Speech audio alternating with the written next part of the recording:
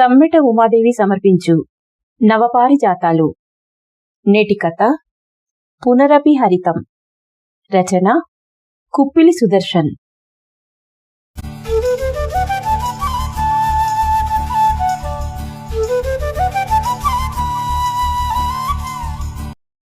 మిథ్యాపరిచయ భావనలు నిజంగా ఎదురైతే వాటిని తర్జుమా చేయటం చాలా కష్టం. ప్రకృతికి చాలా రోజులు దూరమైన ఓ బాల్యానికి తన అంతర్నేత్రం చిత్రించి చూపిన ఓ ఘటన ఇది. వర్షం శివతాండవానికి ఉపమానమయ్యేలా ఉంది. 2 రోజుల నుంచి హోరున గాలేసినప్పుడల్లా అడవి తల్లి పాపిడి చెదిరినట్టు చెట్లన్నీ ఎటుబడితే అటు వంగిపోయి మెతకబడ్డ నేలమీద ఒకదానికొకటి ఆసరా చేసుకుంటున్నాయి. చినుకు వెనుక చినుకు ఇంకా పాషాహస్త ముద్రలు వేసుకుంటూనే ఉన్నాయి. అడివంతా లుమ్మచుటుకుపోయినట్లుంది. ఉరగని చెట్ల మీదికి పోవాలని పిట్టా పాము కలవరపడుతున్నాయి. ఇలాంటి సమయంలో ఇంట్లో ప్రసవ వేదనతో నా మాధురి. నాట్యం చేసేవాళ్లకు ప్రసవం సులువుగా అవుతుందట.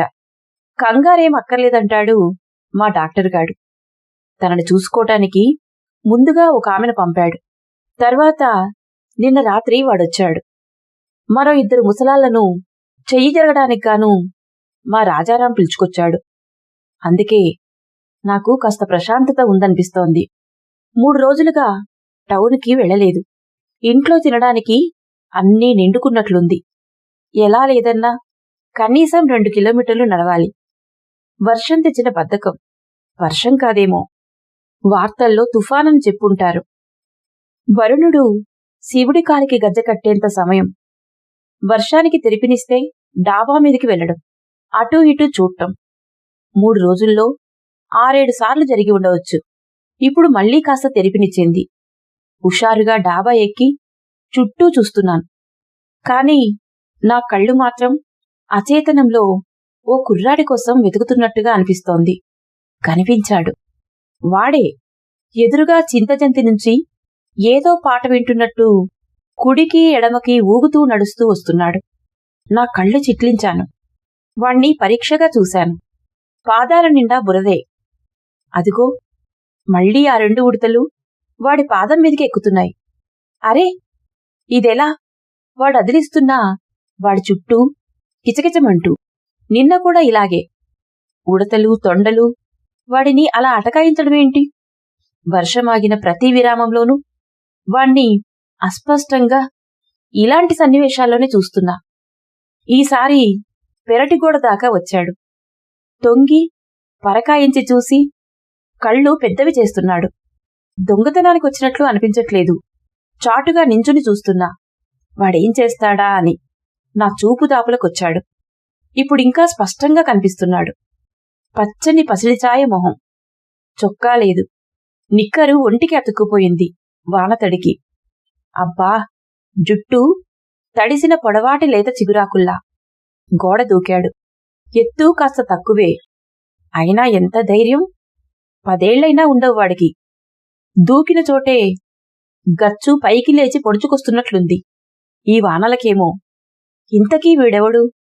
రాజారాం తాలూకా లేక ఇంటికొచ్చిన ముసలాల తాలూకానా? అలా అయితే తచ్చాటెందుకు? ముందరిగేటు తీసుకునే రావచ్చు. పోనీ కొండమీద ఉండే సవర్ల పిల్లాడా అంటే మొహం అలా లేదు. అసలు ఇప్పుడేం చేస్తాడు? 2 అడుగులు ముందుకేసి వెనక్కి చూశాను. వీపున అరచేయంత మచ్చ.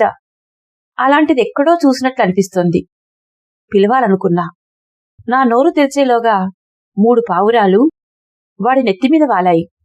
ఒకటి రెట్టవేసింది. ఈలోగా మరో 2 రామచిలుకలొచ్చాయి గొరగొరలాడుతూ. చెరో భుజం మీద కూర్చుని మొహం మీద గుచ్చుతున్నాయి.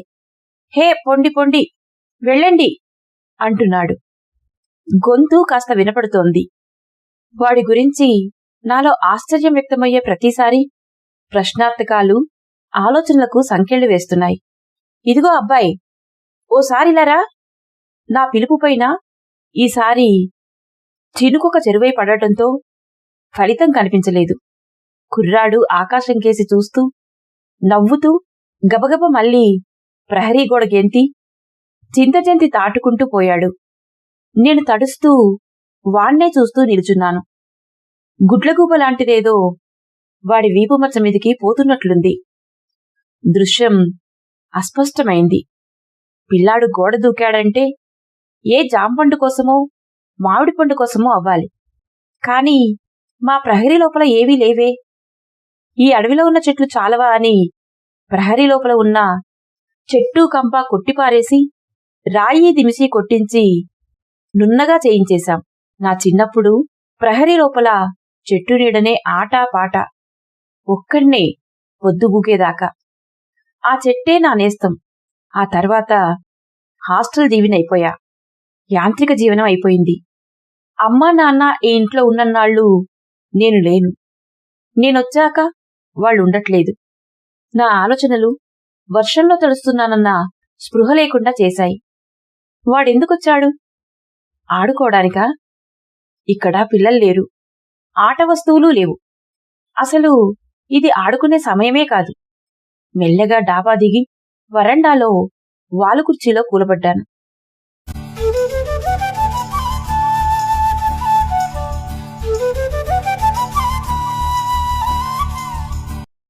ఒరే డాక్టర్, పరిస్థితేంటి?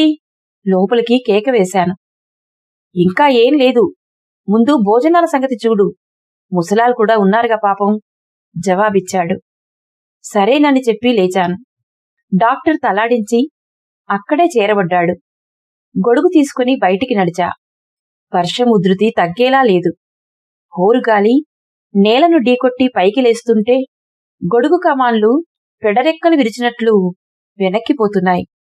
మళ్లీ పైనుంచి ఒక్క గాడ్పు కొడితే గొడుగు యథాస్థితికి వస్తోంది. ఈ జడికి గొడుగుంటే ఎంత, లేకపోతే ఎంత? గేటు తెరవకముందే తలంతా తడిచిపోయింది. కంకర రోడ్డెక్కగానే గాలి జోరు కొంచెం తగ్గింది. ఎర్రటి బురద బూట్లలోకి కూరుకుపోయి జొళజొళమనే శబ్దం చేస్తోంది. నడుస్తుంటే పాదాలు ఒరిసిపోయాయి. నింపాదిగా నడవాలన్నా కష్టంగానే ఉంది. మా నాన్నగారి అమాయకత్వంలో చాదస్తం కాకపోతే ఎవడో ఈ అడవిని మింగేసి స్థలాలమ్మడమేంటి, ఈయన కొనడమేంటి? వెర్రికి దిగదుడుపులా మరో 10 కలిసి ఇళ్లు కట్టుకోవడమేంటి? తక్కువ ధరకు దొరికిందని విశాలంగా బూత్ బంగ్లాలా? టౌన్ అంటే ఇక్కడికి దాదాపు దోనుబాయి. పచారి వరకు ఏవో దొరుకుతాయి. ఓ 2 కిలోమీటర్లు నడవాలి. కాని ఈ నడక 10 కిలోమీటర్లకు సమానం. అంతా ఎత్తులు పల్లాలు మలుపులు. తీరని అవసరాలకు మాత్రం పాలకొండకు పరిగెత్తాలి. ఇప్పుడు నేనుంటున్న ప్రాంతం మరో 10 ఏళ్లకు కాని అభివృద్ధి చెందదని అంటుంటారు. సగం దూరం కూడా దాటలేదు. టైము 3 అవుతోంది. ఇక్కడ త్వరగా చీకటి పడుతుంది. తిరిగి రాగలనా అన్న సందేహం ఒకవైపు, పాములు బంట్లు ఎదురైతే పరిస్థితేంటి అన్న గగురుపాటు మరోవైపు. మనసులో ఇన్ననుకుంటున్నా. ఈ ఆలోచనలకు సమాంతరంగా ఆ కుర్రాడి మీద కూడా ఆలోచనలు రంగులు పులుముకుంటున్నాయి. వాడినెక్కడో చూశాను. ఇలాంటి వర్షాల్లోనా? వాడు నాకు తెలుసు. ఖచ్చితంగా నమ్మాలన్నట్లనిపిస్తోందేమిటి మరి? కొంపతీసి ఈ అడవిలో పడి మనుషుల్ని సరిగ్గా గుర్తించలేకపోతున్నానా? లేక ముసలితనం రాకుండానే అమ్నీషియా ఆవహిస్తోందా? చిన్న కోతిలో కాలు దబుక్కున కూరుకుపోవడంతో చెట్టును కుదిపినప్పుడు ఆకుల చివర విశ్రమిస్తున్న నీటి చుక్కలు కిందికి జల్లుల్లా పడినట్లు నా ఆలోచనలు రాలిపోయాయి. కాలు పైకి లాక్కున్నా, కాని బూటు మాత్రం గోతిలో ఉండిపోయింది. కాలితోనే మెల్లగా తీసే ప్రయత్నం చేస్తున్నా. నమస్కారమండి. గోరువెచ్చని పలకరింపులా గొంతు. వెనక్కి తిరిగి చూశా. ఆ కుర్రాడే. నాకు మాట రాలేదు.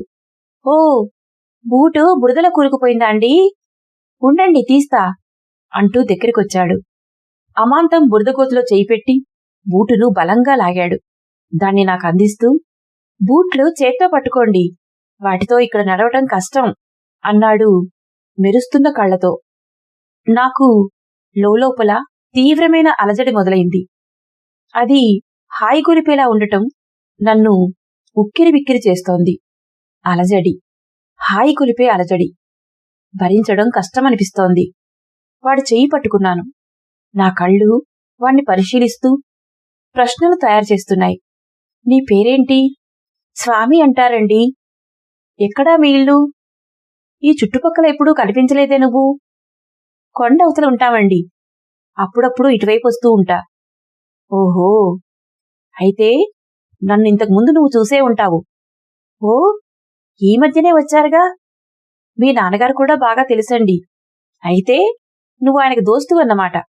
కాదండి, ఆయన నాతో ఎప్పుడూ మాట్లాడలేదు. సరేగాని మా ప్రహరీ దాటి లోపలికెందుకొచ్చావు? సూటిగా అడిగాను. తలదించుకున్నాడు. చెప్పొచ్చుగా. వాణ్ణి మచ్చిక చేసుకోవాలని స్వరంలో లాలన తీసుకొచ్చాను. కొంచెం నవ్వాను. వాడికి కాస్త నమ్మకం వచ్చినట్లు నా వైపు చూశాడు. అది మరేం లేదండి, అక్కడికొచ్చి ఆడుకోవాలనిపిస్తుంది. మీరు లేనప్పుడు నా నేస్తాలతో వచ్చి ఆడుకునేవాణ్ణి. వర్షాలు పడితే నాకు మరీ పిచ్చి ఆనందం. నిశ్శబ్దమైపోయాడు. గాలి వీయడం ఆగిపోయినట్లుంది. మీరు కోయలా, జాతాలా, సవర్లా? ప్రశ్న అర్థం కానట్టు మొహం పెట్టాడు. సమాధానం ఇవ్వకుండా. నీ మీద పావురాలు, రామచిలకలు వాలుతున్నాయి. ఉడతలు, తొండలు ఏవేవో కాళ్లమీదకి ఎక్కుతున్నాయి. నేను చూశాను. చెప్పు, ఎవరు నువ్వు? ఈసారి దించిన తల మెల్లగా వెనక్కి తిప్పుకున్నాడు. ఇదిగో, నేను లేకపోతే ఆ పక్క సిరిసిన చెట్టు మీద నుంచి పాలగువ్వలు నీ మీద వారడానికే సిద్ధంగా ఉన్నట్టున్నాయి. కావాలంటే అటు చూడు. నెమ్మదిగా వాడి గడ్డం పట్టుకుని తల పైకి లేపాను. తల ఎత్తినా కళ్ళు దించుకునే ఉన్నాడు. అవన్నీ మాలాంటోళ్లతో అలాగే ఆటలాడతాయిలేండి. మాకు మన్నే తల్లి, ఆకాశమే అయ్యా. అందుకే నా వెనక అలా వస్తాయి. గువ్వలను చూస్తూ చెప్పాడు. మరి నేనెందుకు ఇప్పుడు నీ వెనకాలే వస్తున్నాను? కొంపతీసి చేతబడిగానే చేస్తున్నావా? గంభీరంగా అడిగా. చురుక్కున చూశాడు. ఆ బూట్లిలా ఇవ్వండి, కాలువలో కడుక్కొస్తా. నా ప్రశ్నని దాటాలని ప్రయత్నించాడు. ముందు జవాబివ్వు. మీరు కూడా నాకు ముందే తెలుసు అన్నాడు. నాకు వింతగా అనిపించలేదు. నేనూనా? నీకెలా తెలుసు? నిజానికి నాక్కూడా నిన్ను చూస్తే అలాగే అనిపిస్తోంది. కాని ఏమీ అర్థం కావట్లేదు అన్నాను. ఇద్దరం ఆకాశంలోకి చూస్తూ నిలబడిపోయాం. నేను వాడికి తెలుసునన్న సమాధానానికి నేనెలా లొంగిపోతున్నానో నాకే తెలియట్లేదు. వాడి చేతిని వదలకుండా కాలువ వరకు తీసుకెళ్లి బూట్లు కడుక్కున్నా. కాలువలో నీరు స్వచ్ఛంగా ప్రవహిస్తోంది. ఇద్దరం కాళ్లు కడుక్కున్నాం. వాడి కుడికాలి బొటనవేలుకి పక్కన 2 వేళ్లు మాత్రమే ఉన్నాయి. ఎడమకాలికి ఏవో 2 వేళ్లే. ఏమైంది నీ కాలివేళ్లకి? ఏదైనా కోసుకుపోయిందా? లేదండి, అమ్మ కడుపులోనే ఉండిపోయాయంట. అదో రకం వేదాంత ధోరణితో చెప్పాడు. అసలు వీడికి మన్నే తల్లి, ఆకాశమే అయ్యా అనేంత తత్వం ఎలా అబ్బిందో ఇంకా వాడినేదో అడగాలని ఉంది. మాటలు వెతుక్కుంటున్నాను. వాడు మాటలు దాచుకుంటున్నాడు. వాడు దాచేసుకుంటున్న మాటలనేనా నేను వెతుక్కుంటున్నాను? ఇంతలో కాలువగట్టు పక్కన కనిపించిన పింజరిని ఏమాత్రం తొట్రుపాటు లేకుండా కాలితో పక్కకు విసిరేశాడు. ఏయ్, ఏంటా పని? కరిస్తే చచ్చిపోతాం. వాణ్ణి నా వైపు లాక్కున్నా. ఊరుకోండి, రేపటికి ఉంటామో పోతామో ఎవరు చూశారు? చేతులూపుకుంటూ చెప్పాడు. వాడిలో వెరుకుపోయింది. నాకలా అనిపించింది. ముసలాడిలా మాట్లాడుతున్నావులే, పద పద, ఇక నేను ముందుకు వెళ్లలేను. ఇప్పుడే చీకటైపోతుంది. నువ్వు మా ఇంటికి రా, మళ్లీ గాలి పెరిగేలా ఉంది అంటూ వాడి సమాధానంతో పనిలేకుండా నడిపించాను. వాడి భుజం మీద స్వేచ్ఛగా నా చేతులు. చేతులకు కళ్ళొచ్చాయేమో. ఈ స్పర్శ మేం చూశాం, నీకు తెలీదా అంటూ గుర్తుకు తెచ్చుకోమంటున్నాయి. నాలో సందిగ్ధత. ఇంకేమీ మాట్లాడలేకపోయాను. అలౌకిక స్థితిలో ఇంటికి చేరుకున్నా. స్వామితో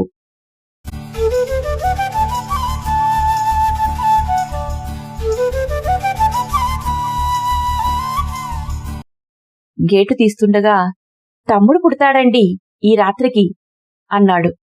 నీకెలా తెలుసు? నవ్వుతూ అడిగా. తర్వాత చెల్లి కూడా పుడుతుందిలేండి అని కళ్ళు పెద్దవి చేశాడు. ఈసారి నవ్వలేకపోయాను. వర్షం కాస్త వెలిసింది. గాలిహోరు కూడా కాస్త తగ్గి ప్రశాంతంగా ఉంది. ఇంకా చిన్న వెలుగుంది ఆకాశంలో. రాజారాం, కాస్త టీ పెడతావా? పాలున్నాయా? వరండాలో నుంచే అడిగాను. ఈ ఉరుములకి పిడుగులకి పాలెక్కడివి బాబూ? వరాలు తన్నింది కూడాను, తువ్వాలందిస్తూ చెప్పాడు. ఏది చెంబిలాయి, నేను తీస్తా. వద్దు బాబూ. ఏం పర్లే, నువ్వెళ్ళి ప్రభాకర్ గారింట్లో పళ్ళేమైనా కోసుకురా. ఈ వర్షం వల్ల ఏమీ కొనలేకపోయాను తొందరగా. రాజారాం చెంబు అందించేలాగా స్వామి పెరట్లోకి వెళ్ళిపోయాడు. వరాలు వాడి చెయ్యి నాకుతోంది. వాడు నవ్వుతూ మరో చేత్తో గడ్డందిస్తున్నాడు. ఇప్పుడు వెతకండి అని హుషారుగా అన్నాడు నన్ను చూసి. నేను పాలు పితుకుతున్నంతసేపు దాని చెవులో ఏవో ఊసులు చెబుతూనే ఉన్నాడు. దానికేమనిపిస్తుందో. టీ తాగుతావా? తలాడించాడు. మీ అమ్మా నాన్న కొండ దిగువకు వచ్చేదాకా ఇక్కడే ఉండు, ఒక రకంగా ఆజ్ఞాపించినట్టే చెప్పాను. మళ్లీ తలాడించాడు. తడిచిన జుట్టు వాడి మొహం మీద చాలా అందంగా పడుతోంది. జుట్టు కత్తెరేయించవా? ఎందుకింత పొడుగ్గా అన్నాను, వాడి మెత్తని జుట్టును నా చేత్తో పైకెత్తుతూ. ఏడాదికోసారే కత్తెరండి అన్నాడు వరాల్ని కన్నెకి కడుతూ. స్వామి మాటల్లో ఏదైనా ఆంతర్యం వెతుక్కుంటే బాగుంటుందనిపించింది. రాజారాం తెచ్చిన పళ్ళు, ఇంట్లో రొట్టె ముక్కలు, కాసిని పాలు, మొత్తానికి రాత్రికి ఎలాగో సర్దుకోవచ్చుననుకున్నాం. 12-12:30 వరకు మాధురి చుట్టూ తిరిగాం. స్వామి వరండాలో ఉయ్యాల బల మీద ఏదో మెల్లగా పాడుకుంటూ ఊగుతున్నాడు. డాక్టర్ గాడు రాజారాంతో ఓ పక్క మాట్లాడుతున్నాడు. చిన్నగా కునుకు చినుకు పడుతున్నాయి. టైం 3:30. బలవంతంగా ఏదో కల రెప్పల వెనక. రేయ్ రేయ్, ఇప్పుడు కునుకుతావేంట్రా? కొడుకు పుట్టాడు. కాని డాక్టర్ గాడి మాట పూర్తి కాకుండానే లోనికి పరిగెత్తాను. స్వామి మాటలు గుర్తుకొస్తున్నాయి. తమ్ముడు పుడతాడండి, తర్వాత చెల్లి కూడా పుడుతుందండి. మాధురి పక్కన మెత్తని గుడ్డల్లో బాబు, మిలమిల్లాడుతూ కళ్ళు. ముందెప్పుడో ఈ కళ్ళు చూశానన్నట్టు పసివాడి బుగ్గలు నిమిరాను. ముందెప్పుడో ఈ స్పర్శ తెలుసన్నట్లుంది. పాదాలు. Oligodactyly, very rare condition. ఇలా తక్కువ వేళ్లతో పుట్టడం మరీ అంత ప్రాబ్లమేం ఉండదులే. Don't worry, okay? భుజం తట్టాడు. నాలో ఉక్కిరి బిక్కిరి ప్రశ్నలు. నిండా మునిగిపోతున్నాను. థ్యాంక్యూరా. అంత మత్తు నిద్రేంట్రా? ఉలకవు పలకవు. నీకన్నా ఆ కుర్రాడే నయం. వేణీళ్లకు గ్యాస్ లేకపోతే కట్టెలు తెచ్చి మంట వేశాడు. ఇంత వానలో ఎక్కడ దొరికాయంటావు? బయట కనిపించట్లేదు. ఎక్కడికెళ్లాడో డాక్టర్ కాస్త ఉద్వేగంగా చెప్తున్నాడు. వాడికేమనిపించిందో. ఆ కొండవతల ఉంటారంట. వాళ్ళ అమ్మా నాన్న కనిపిస్తే వెళ్ళిపోయాడేమో. డాక్టర్ విన్నాడో లేదో పట్టించుకోలేదు. టైం 4:30. రాజారాం నా మాటలు విన్నాడేమో. రాత్రంతా ఆ పెరట్లోనే తిరిగాడు బాబు. బాగా చలిగా ఉంది కదా, చుట్ట కావాలా తాత అని అడిగి మరీ ఒకటిచ్చాడు. ఎక్కడో దొరికిందట. నేను కునుకుతుంటే దుప్పటి ఆ పిల్లాడే కప్పినట్టుంది అంటూ మెట్టుమీద కూర్చుండిపోయాడు. రాజారాంకి ఏమనిపిస్తుందో. ఇక్కడే తిరుగుతున్నాడేమో చూడు. ప్రశ్న నా గొంతు దాటలేదు. ప్రశ్నలు. ఎవరు ఎవరు ఎవరికి ఎవరు? వర్షపు నీరు పాయలుగా ప్రవహించి ప్రవహించి అలసి సొలసి వెలసి మట్టి దుప్పట్లో దాగి విశ్రమించాలని ప్రయత్నిస్తోంది. ఆదిత్యుని రథానికి దారిస్తూ వరుణుడు తన మేఘసేనను దారి మళ్లిస్తున్నాడు. డాబా మెట్లెక్కుతుంటే ప్రహరీగోడ నా చూపులను తన వైపు లాక్కుంటోంది. అక్కడే అక్కడే అప్పుడెప్పుడో మేం నరికేసిన చెట్టు ఉండే చోటనే నేలను చీలుస్తూ సూర్యప్రభకు వినయంగా కాస్త వంగి నమస్కరిస్తూ మళ్లీ ఇన్నాళ్లకు చిగురు.